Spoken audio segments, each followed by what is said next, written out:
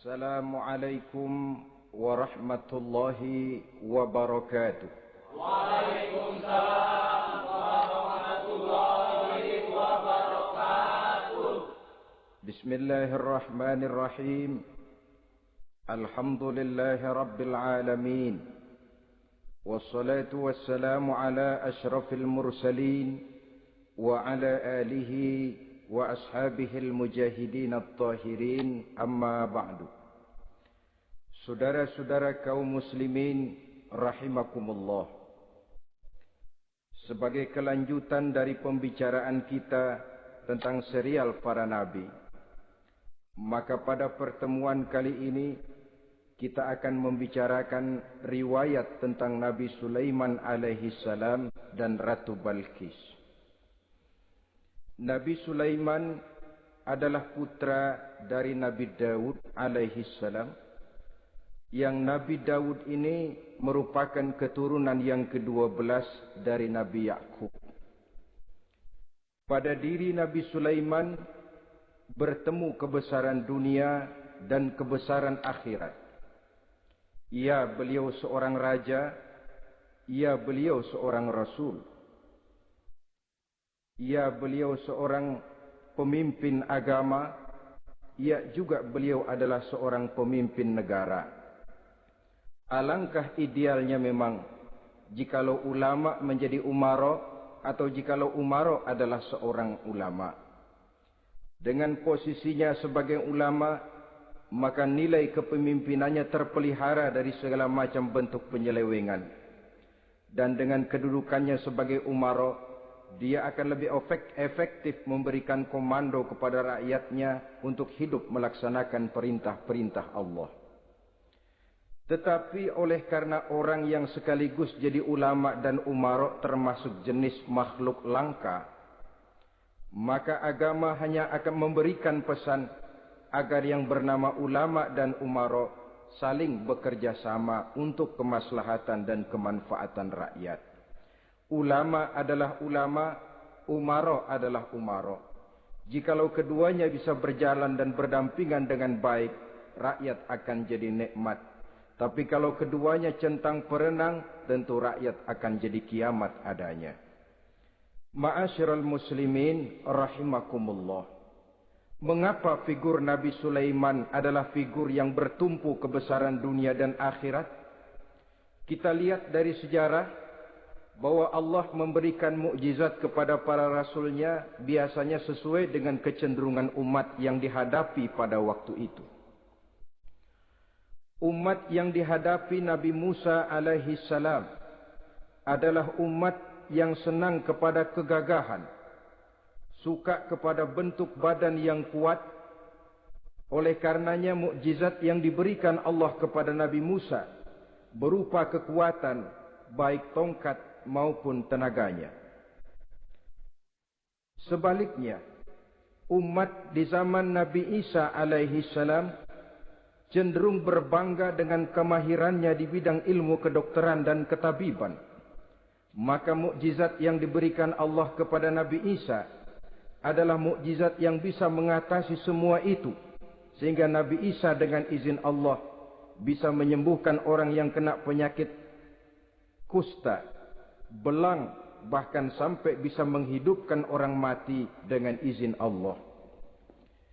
Di zaman Nabi Muhammad sallallahu alaihi wasallam, kecenderungan umat kepada kemampuan bersyair, sehingga ketika itu yang dihargai adalah ujung tombak dan ujung pena.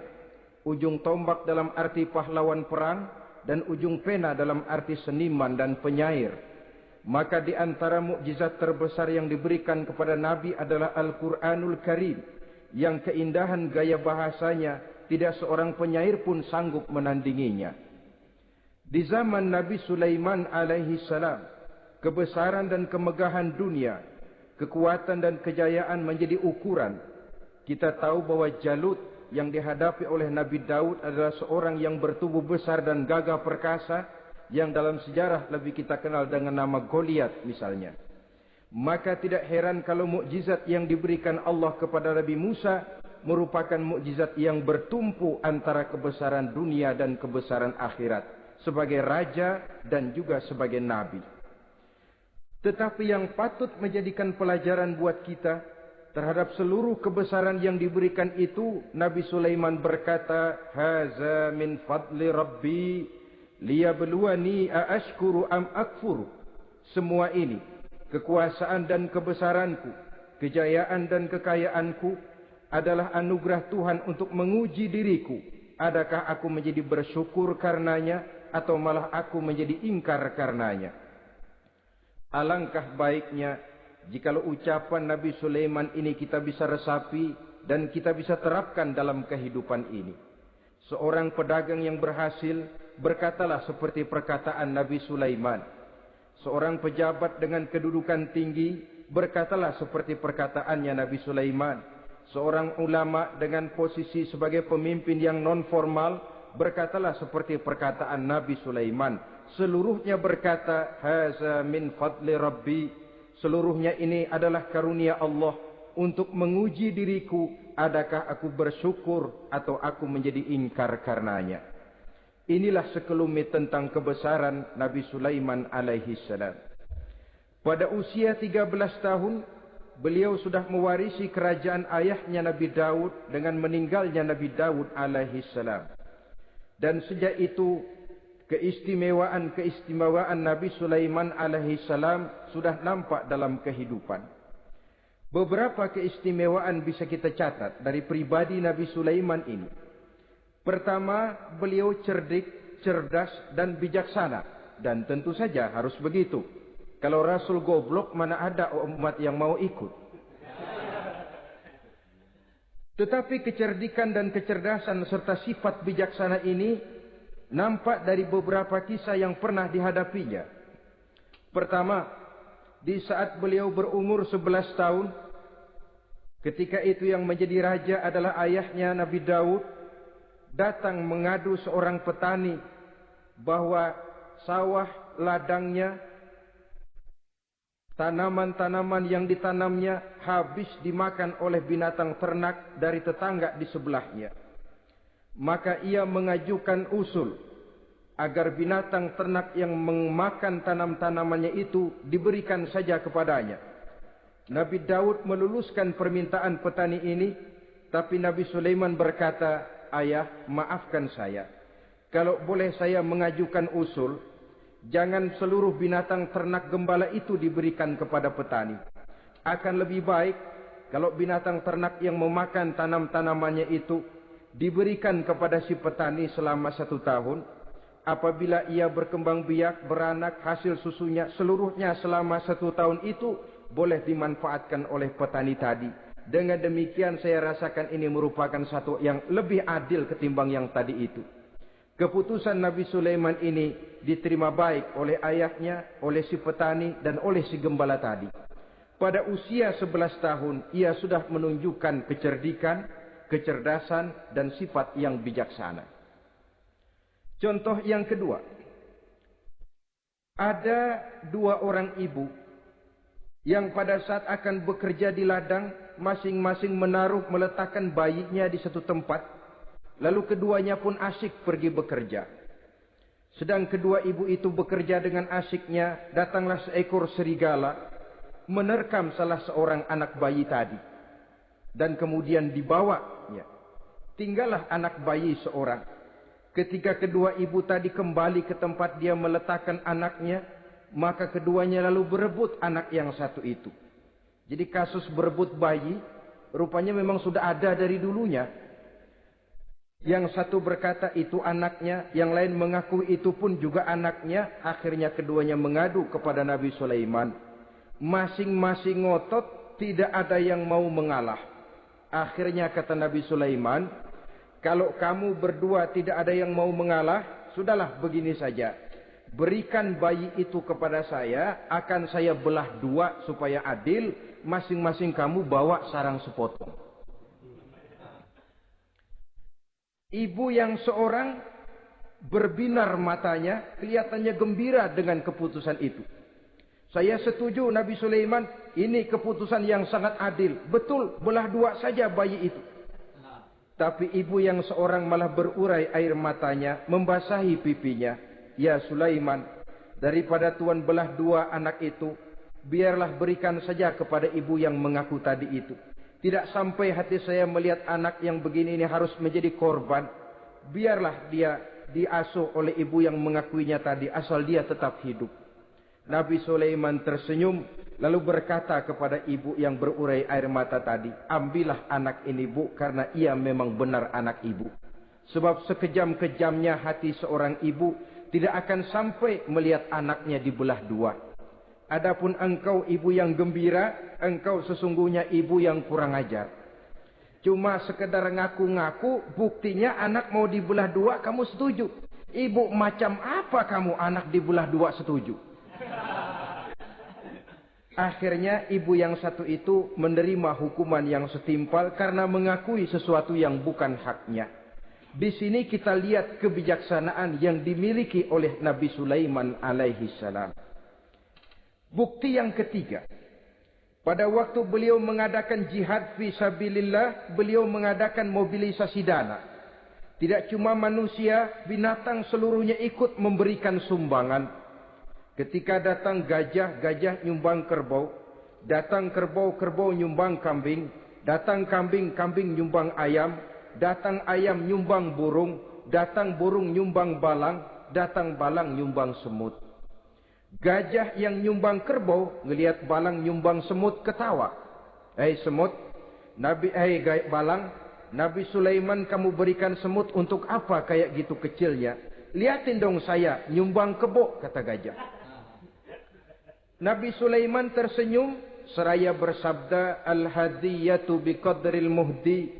Pemberian itu memang sesuai dengan kemampuan orang yang memberi.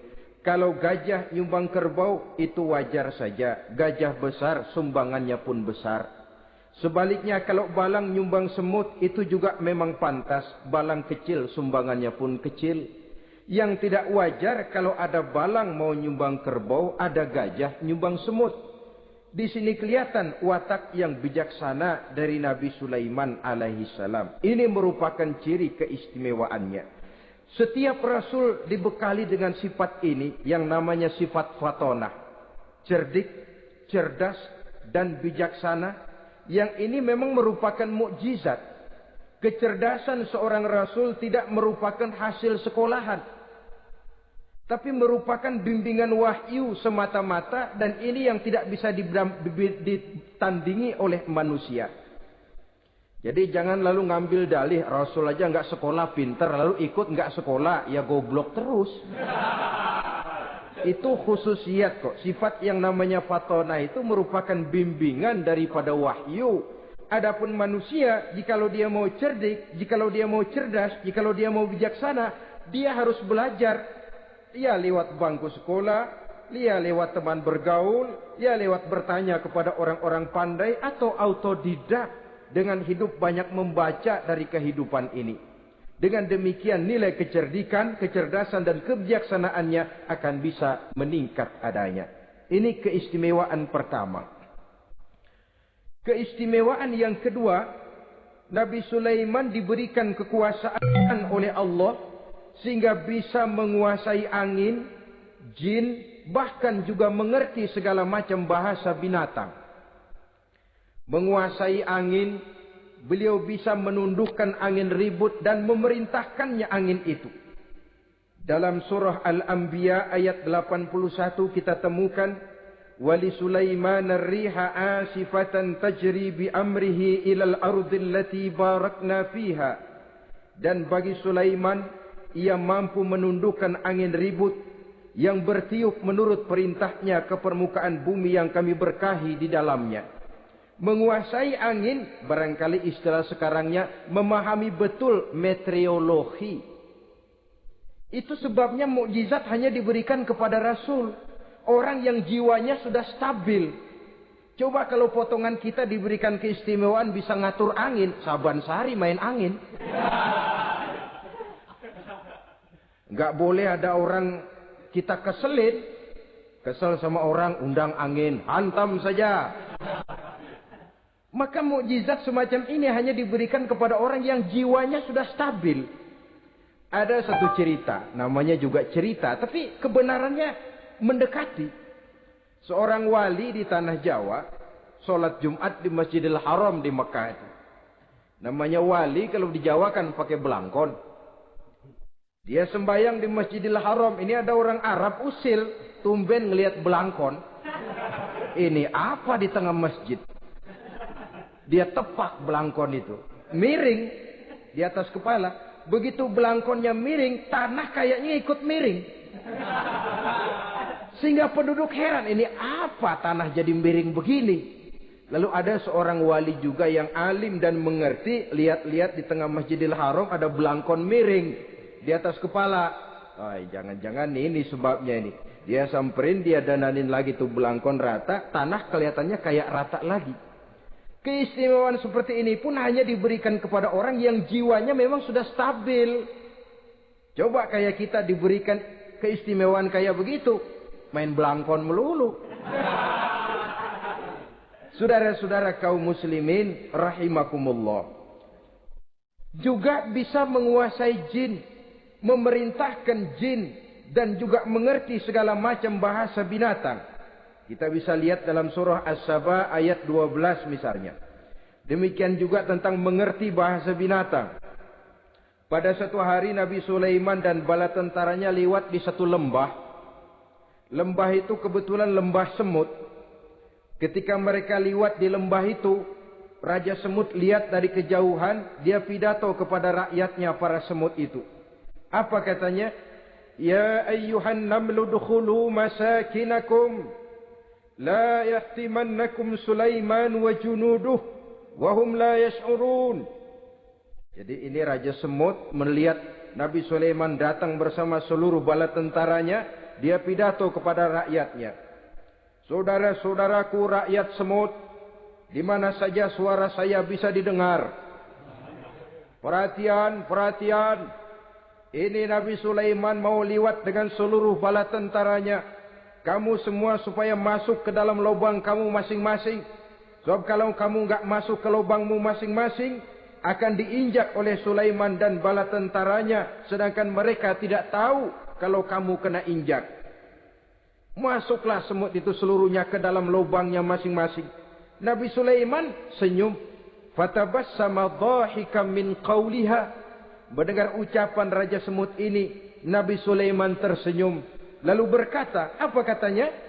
Rabbi auzi'ni an ashkura ni'mataka allati an'amta alayya wa ala walidayya wa an a'mala salihan tardahu wa adkhilni birahmatika fi ibadika salihin. Satu pengakuan yang tulus yang jauh dari watak kesombongan. Mendengar Raja Semut berkata semacam itu, beliau senyum lalu berkata, wahai Allah, tetapkan kiranya hati saya ini untuk selalu bersyukur terhadap nikmat yang engkau karuniakan kepada saya. Karena nikmatku, nikmat yang engkau berikan kepadaku, saya mengerti bahasa binatang. Karena mengerti bahasa binatang, saya mengerti seruan Raja Semut itu. Tetapkan saya untuk selalu bersyukur ya Allah atas nikmat yang engkau berikan ini. Atas nikmat yang engkau berikan kepada kedua orang tua saya. Dan tetapkan saya untuk selalu melakukan amal soleh yang engkau ridhoi. Dan masukkan saya ke dalam golongan hamba-hambamu yang soleh. Satu pengakuan yang tulus. Yang jauh dari sifat kesombongan. Mungkin kalau sombong yang lahir. Begitu dengar Nabi Sulaiman bahwa semut ngomong begitu. Beliau akan berkata, iya masuk tidak buruan. Tapi kan tidak. Malah beliau perintahkan bala tentaranya. Pasukan. Berhenti. Ada apa Nabi Sulaiman? Di depan kita ada kerajaan semut. Mereka lagi kocar-kacir masuk ke sarangnya masing-masing. Tunggu sampai mereka masuk dan kita bisa lewat dengan aman tanpa harus menginjak-injak mereka. Bala tentaranya di stop dan berhenti. Ternyata kebesarannya tidak menyebabkan ia lalu memandang remeh sampai kepada makhluk yang bernama semut sekalipun. Masih tetap dihargainya sebagai makhluk dari Allah Subhanahu wa ta'ala. Sesuatu yang perlu menjadi contoh kita semua. Sebab orang bilang kadang kacang sering lupa akan kulitnya. Kadang posisi kita yang tinggi menyebabkan kita lupa dari mana kita berasal. Kadang harta yang kita miliki menyebabkan kita lengah dari mana kita datang. Akhirnya yang timbul adalah sifat sombong dan angkuh. Ibarat kata orang, kacang lupa dengan lanjarannya. Ma'asyiral muslimin rahimakumullah. Ini kebesaran dan keistimewaan yang diberikan Allah kepada Nabi Sulaiman alaihi salam. Apa yang perlu kita jadikan tamsil dan ibarat dari kebesaran ini? Saudara-saudara kaum muslimin rahimakumullah. Keadilan sebagai umara yang berpadu dengan kebijaksanaan sebagai ulama. Satu hari seorang sahabat bertanya kepada Rasulullah sallallahu alaihi wasallam. Ya Rasul, kalau pada satu saat ajal merenggut Tuhan berlalu meninggalkan kami sekalian, kita berpisah untuk selamanya ya Rasul. Dalam kondisi semacam itu, azuhrul ardi khairul lana ambatniha. Mana yang lebih baik ya Rasul buat kami kalau sudah ditinggalkan oleh Tuhan? Permukaan bumi atau perut bumi yang lebih baik?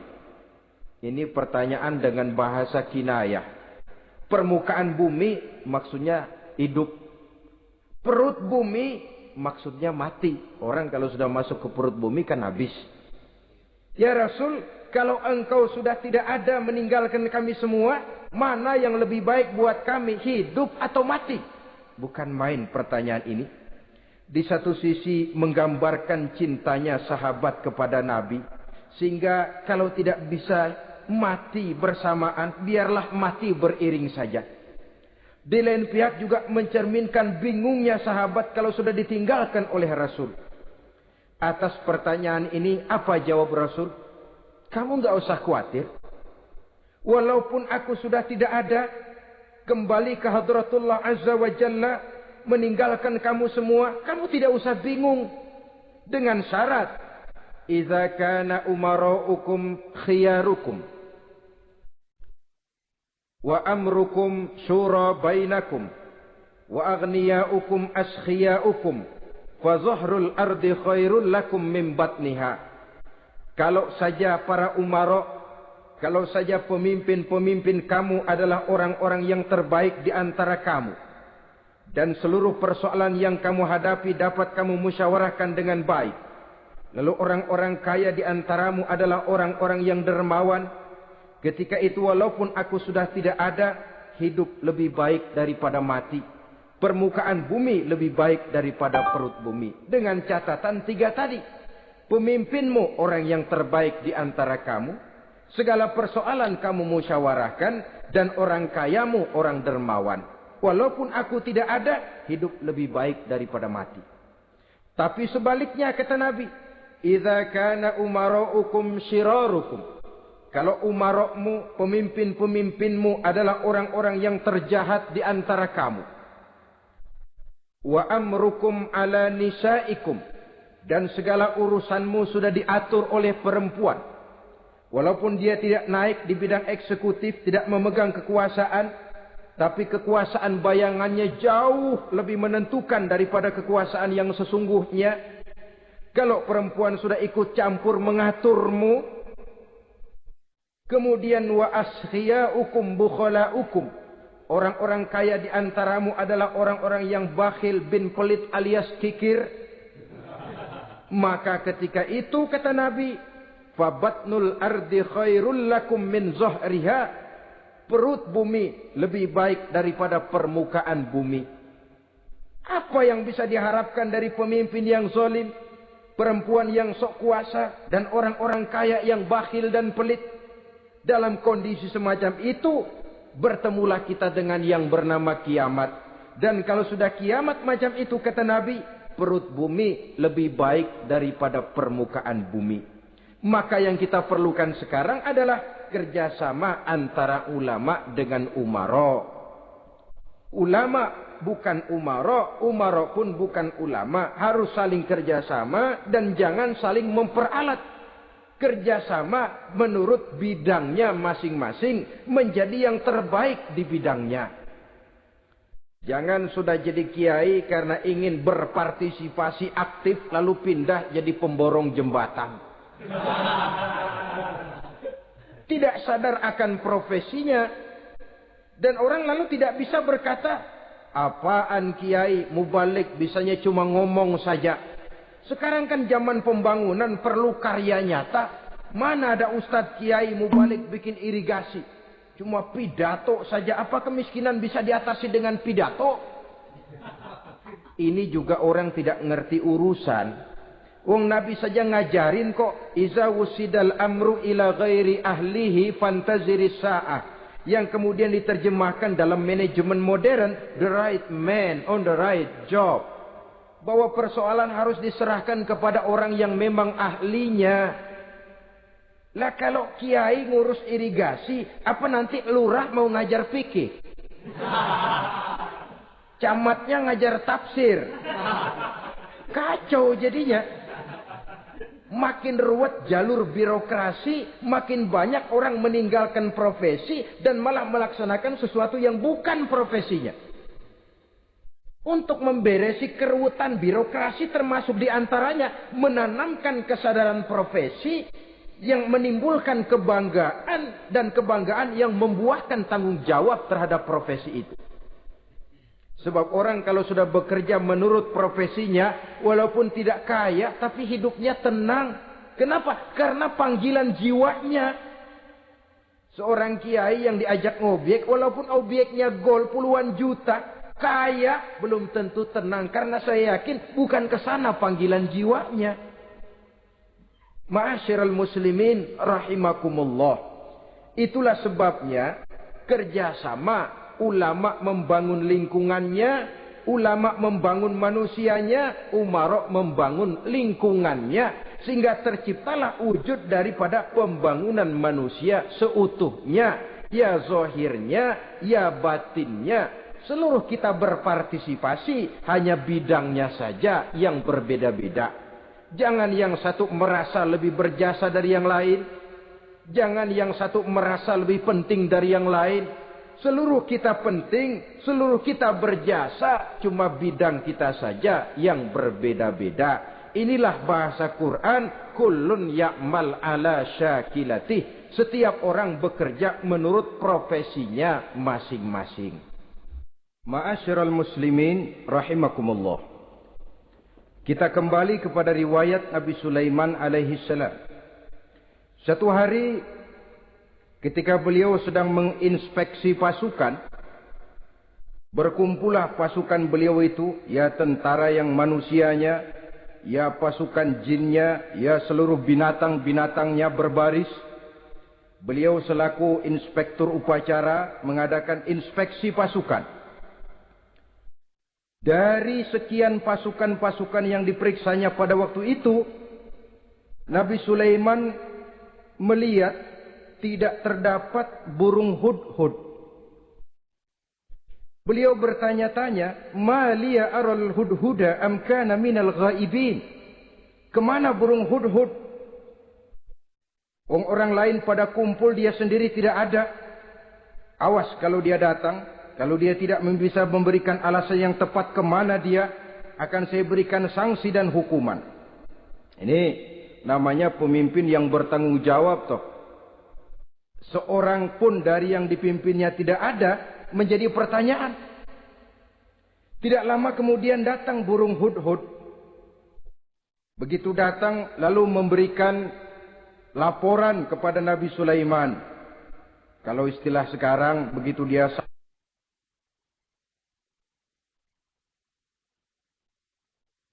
sampai berdiri hormat, lapor, kata hudhud ini.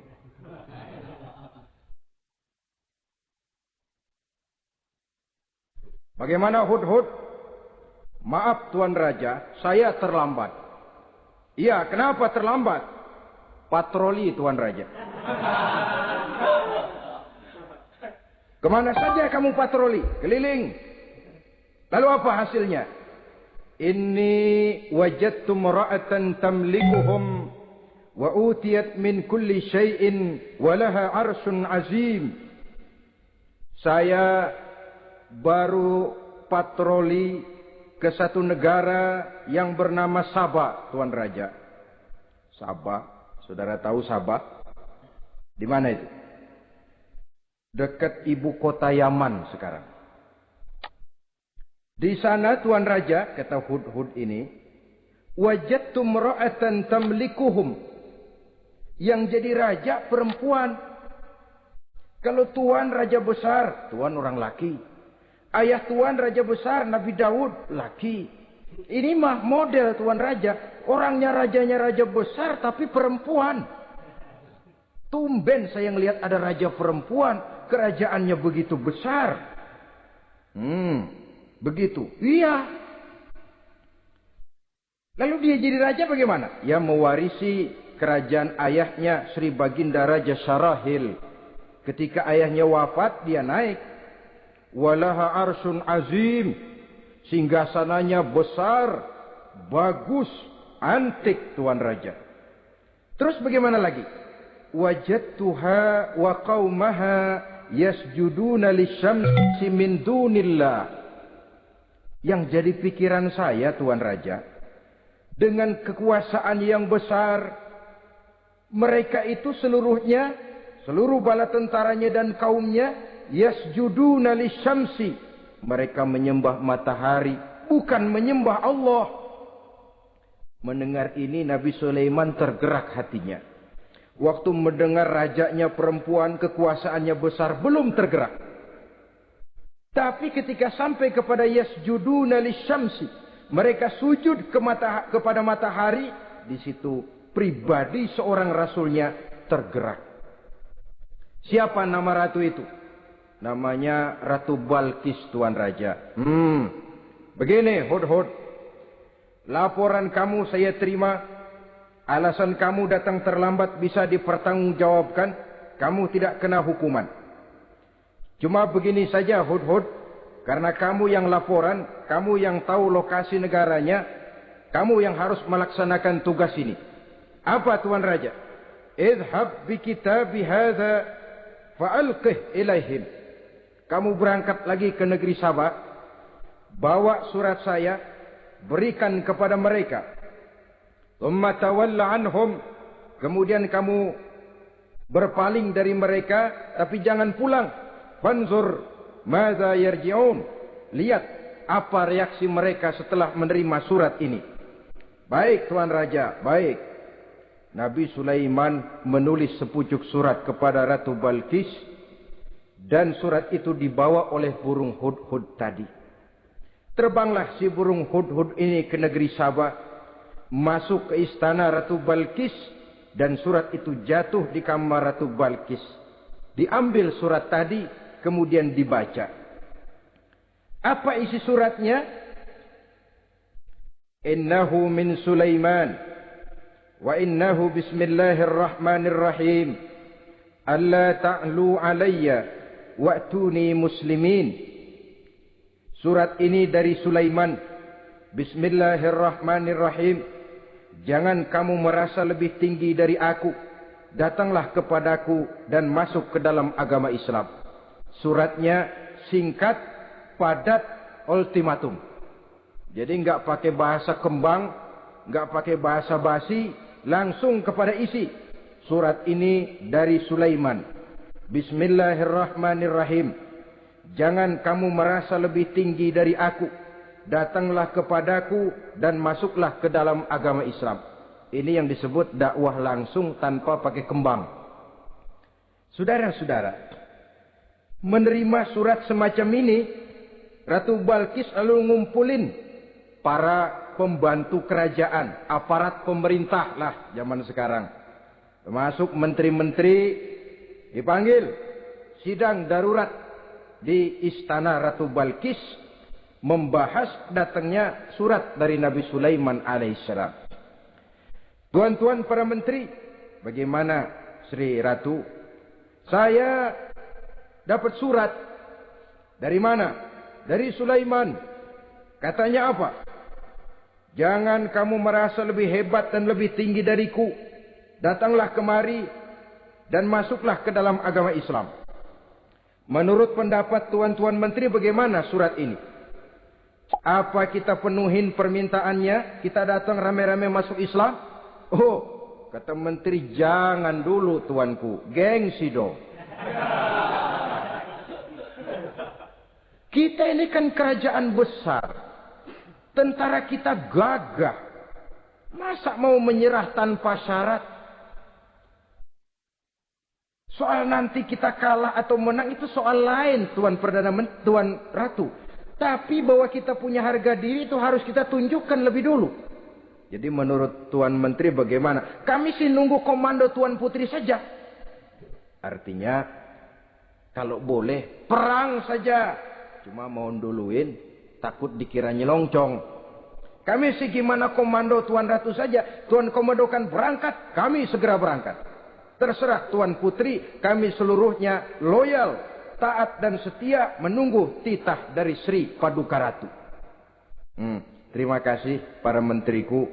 Soal kesetiaanmu saya tidak meragukan. Tapi perang dimanapun selalu membawa kerugian.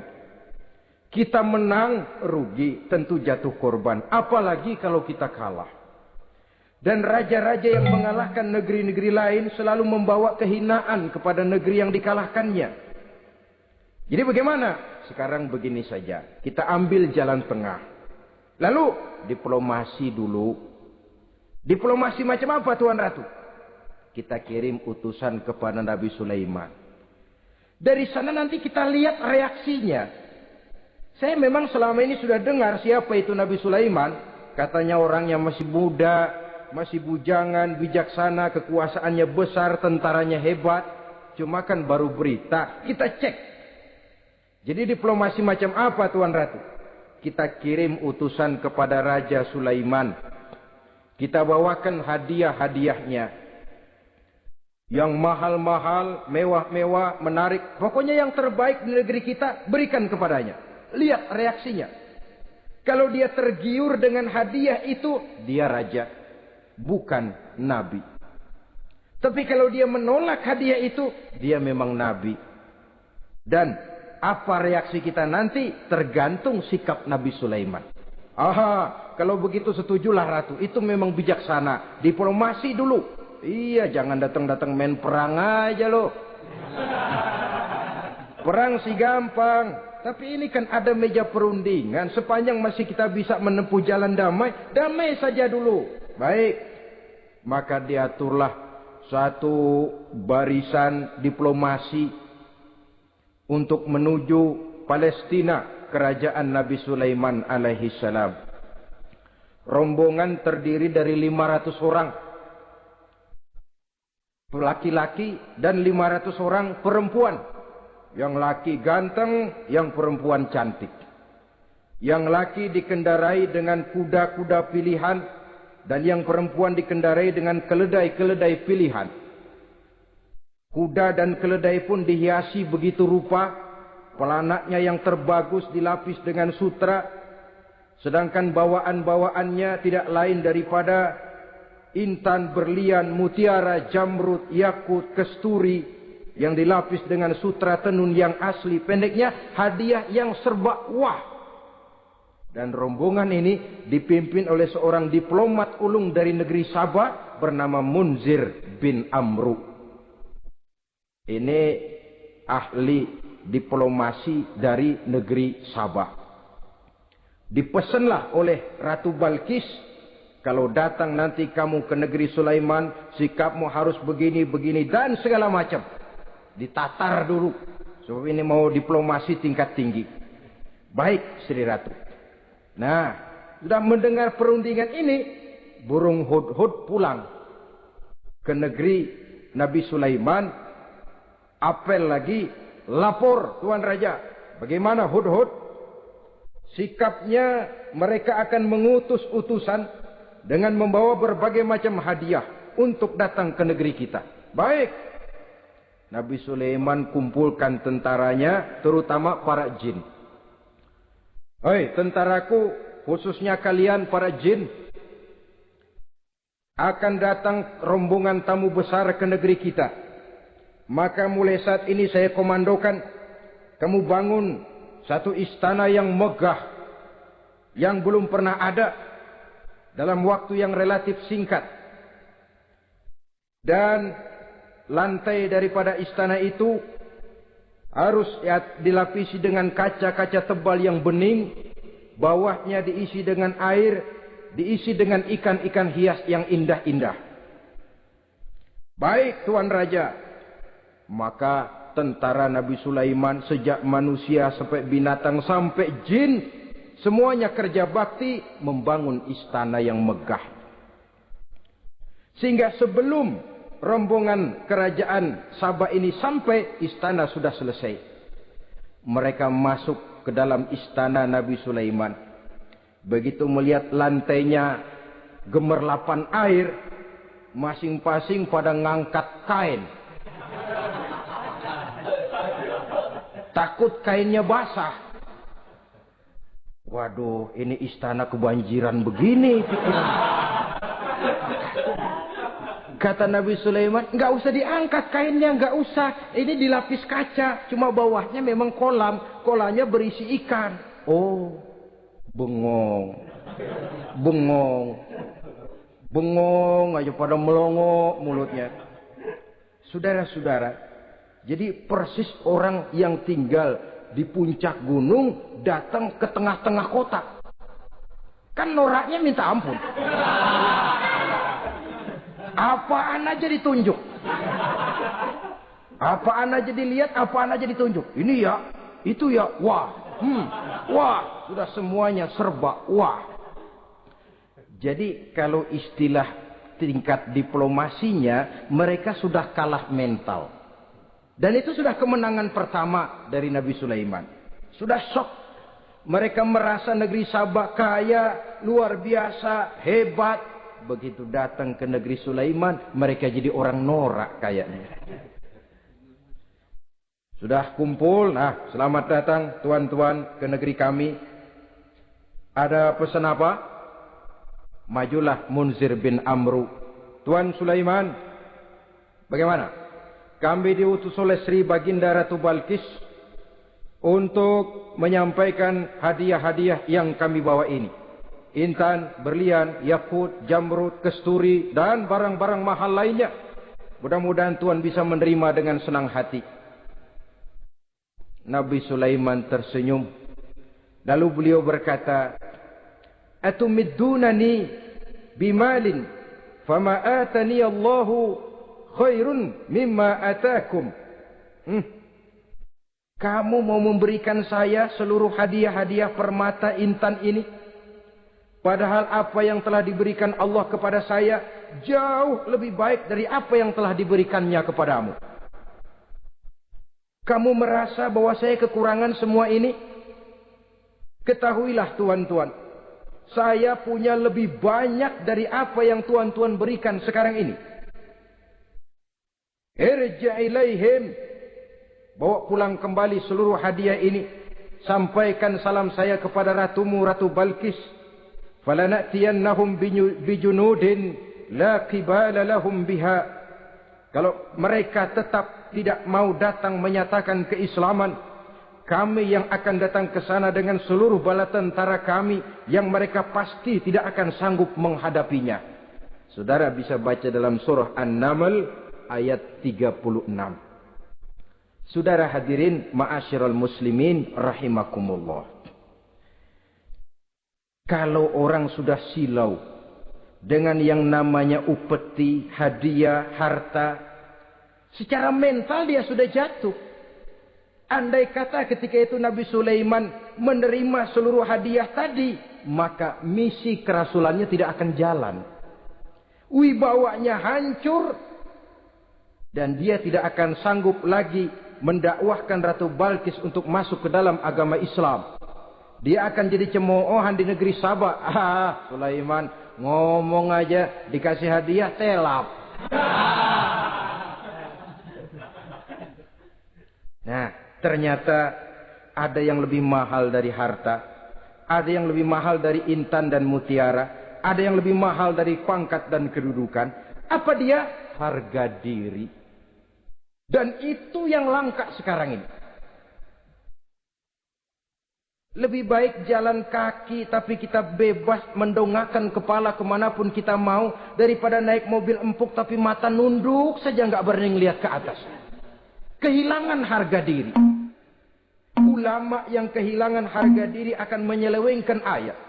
Pejabat yang kehilangan harga diri akan melakukan segala macam penyelewengan dan lain sebagainya. Harga diri sesuatu yang mahal. Terutama di kota-kota besar, kota-kota yang menyandang gelar metropolitan, biasanya harga diri ini sudah tidak dihiraukan orang lagi.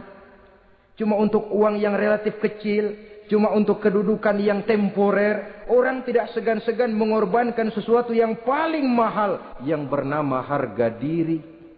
Akhirnya suap merajalela, sogok menjadi-jadi, semir pun menjamur. Bahkan malah kadang-kadang jadi target. Sehingga ada pernah berita jabatan wakil gubernur katanya dikomersilkan. Siapa yang bisa memberikan sekian puluh juta dia akan naik. Ini kalau sudah begini, ya salam. Orang itu kalau memperoleh satu jabatan karena mengeluarkan banyak uang, percayalah saudara, begitu dia naik ke jabatan itu, langkah pertama yang dia lakukan, bagaimana supaya uangnya bisa kembali.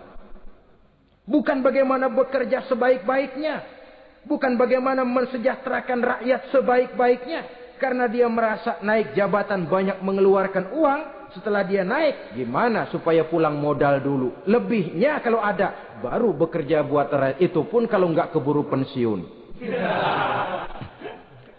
Kadang-kadang malah lebih celaka lagi, kalau sudah mau pensiun baru bikin pemutihan. Wah, saya baru rajin iktikaf di masjid, pergi haji. Kenapa? Udah pensiun. Tapi waktu masih aktif, tanda tangan masih laku, nota masih dihargai, kata belece masih berwibawa, lupa berbuat untuk hari depan dirinya sendiri, yaitu akhiratnya. Konon lagi untuk umat dan agamanya. Jadi untuk mengabdi, berbuat baik kepada umat, berkhidmat kepada agama, iktikaf di masjid, tuan-tuan, tak usahlah nunggu sampai pensiun. Manfaatkan posisi yang tuan-tuan punya sekarang ini untuk beribadah dengan sebaik-baiknya. Itu pun masih bersyukur, masih bisa mengadakan pemutihan daripada tidak sama sekali. Cuma alangkah akan lebih efektifnya lagi kalau itu diawali pada saat kita masih mempunyai posisi kunci. Ini reaksi Sulaiman, saudara-saudara. Diberikan hadiah yang mahal, atau midunani bimalin. Kamu mau nyogok saya dengan hadiah ini? Yang diberikan Allah lebih hebat dari yang kau bawa sekarang ini. Apa yang saya cari? Oleh Allah saya telah diberikan sesuatu yang lebih besar dari yang kau bawa. Sudah, bawa pulang saja. Sampaikan salam kepada ratumu. Kalau dia tetap ngotot tidak mau kemari, saya yang akan datang ke sana dengan seluruh bala tentara yang saya yakin sampean akan kewalahan ngadepinnya. Pulang, sampaikan salam saya, bawa seluruh hartamu. Diplomasi tahap pertama menang total. Utusan Raja Sabah sudah kalah mental, kalah juga fisik. Pulanglah mereka dengan membawa kembali seluruh hadiah yang mereka ingin sampaikan tadi. Bisa dibayangkan mentalnya itu, ya. Sama juga kita sudah punya niat ingin memberikan, menyogok seseorang, tahu-tahu yang mau disogok nggak nerima, pulang kayaknya muka kan belipat. Sulit ketemu orang. Jadi perasaan kita orang pada ngetawain aja. Padahal orang mah nggak tahu persoalannya. Itu sikap mental sendiri itu.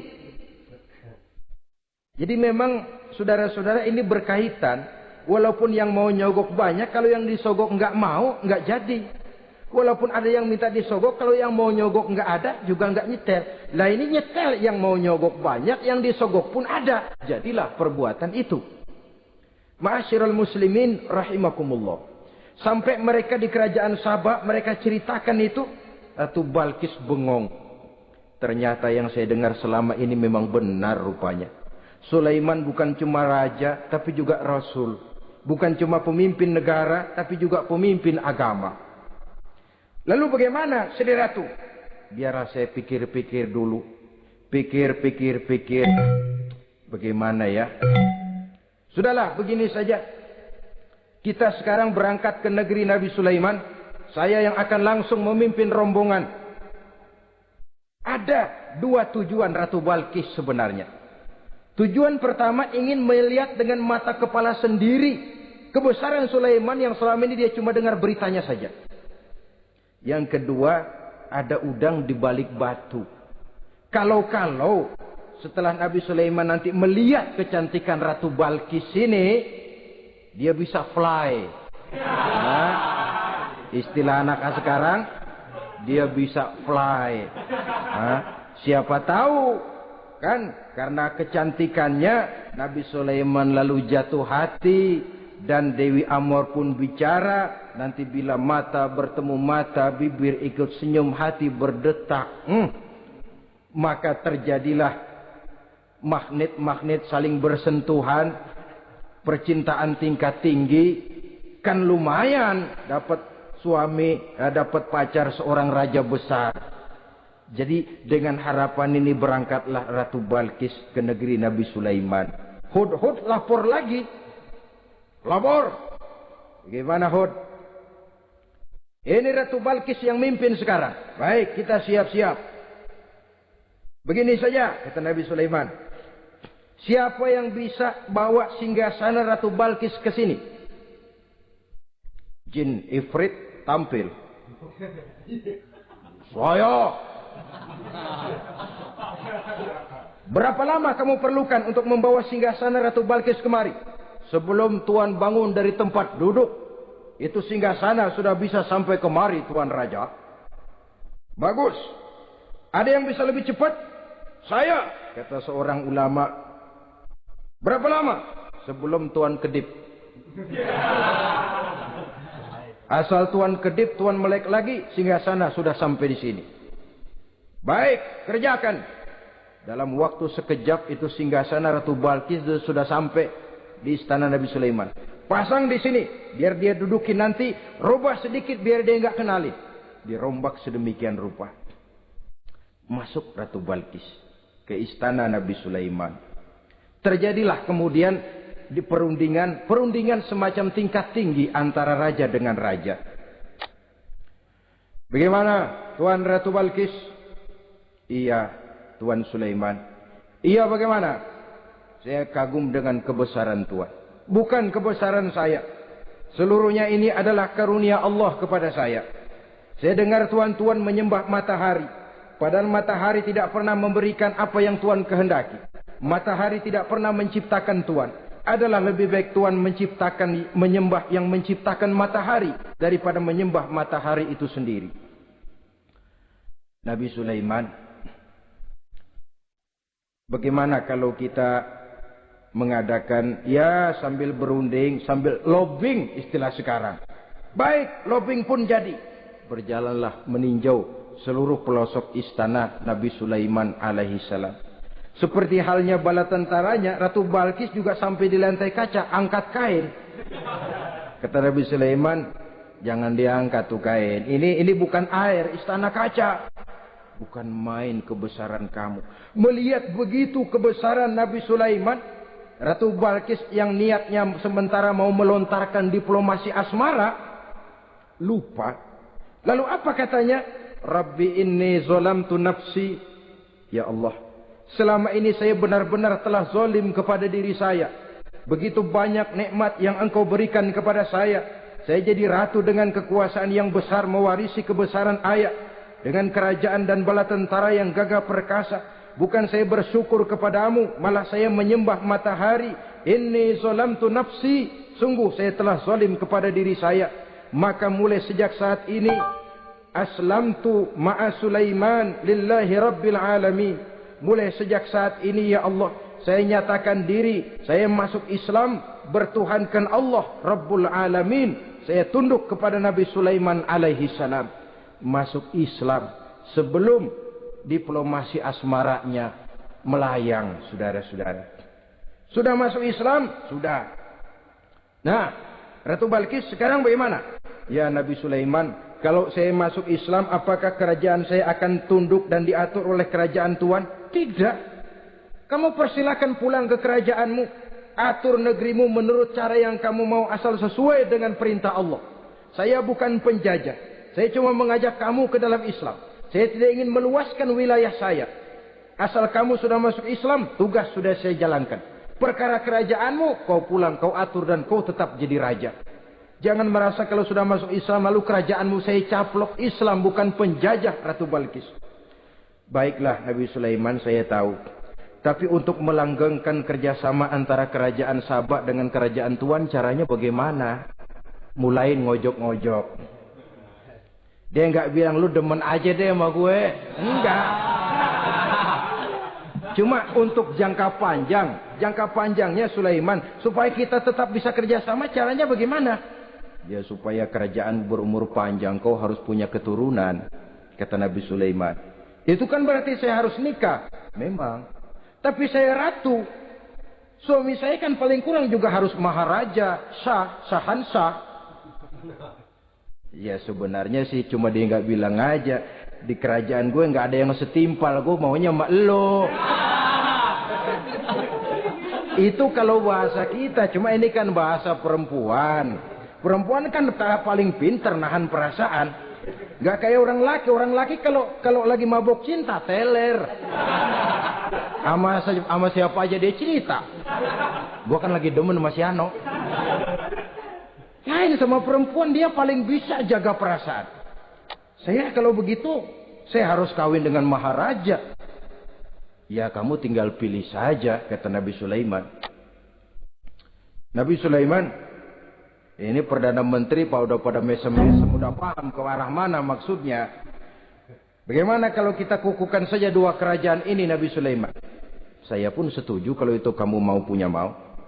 Wah, ini Perdana Menteri takbir semua.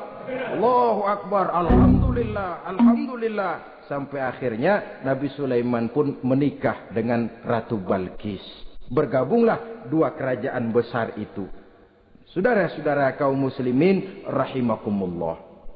Kemudian setelah bertahun Nabi Sulaiman wafat.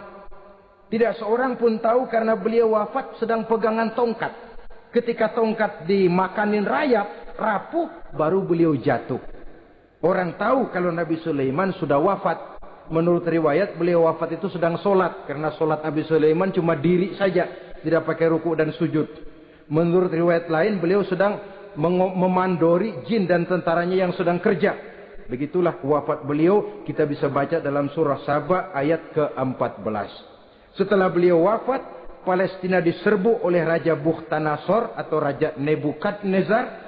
Seluruh kebesaran Sulaiman di bumi hanguskan, istananya dihancurkan, intan permata dan kekayaan beliau dirampok, dan tinggallah kebesaran Sulaiman cuma legenda saja yang kita kenal dengan istilah Haikal Sulaiman. Legenda, riwayat-riwayat yang sampai sekarang ini masih bisa kita telusuri kebenarannya. Saudara-saudara, inilah pertemuan yang singkat ini. Walaupun serba singkat, mudah-mudahan ada manfaatnya. Dengan kesimpulan, seluruh anugerah yang ada pada kita hakikatnya karunia Allah. Marilah kita menjadi orang yang pandai bersyukur atas anugerah itu. Terima kasih atas segala perhatian. Mohon maaf atas segala kekurangan. Usikum wa nafsi bitaqwallah. Wassalamualaikum warahmatullahi wabarakatuh.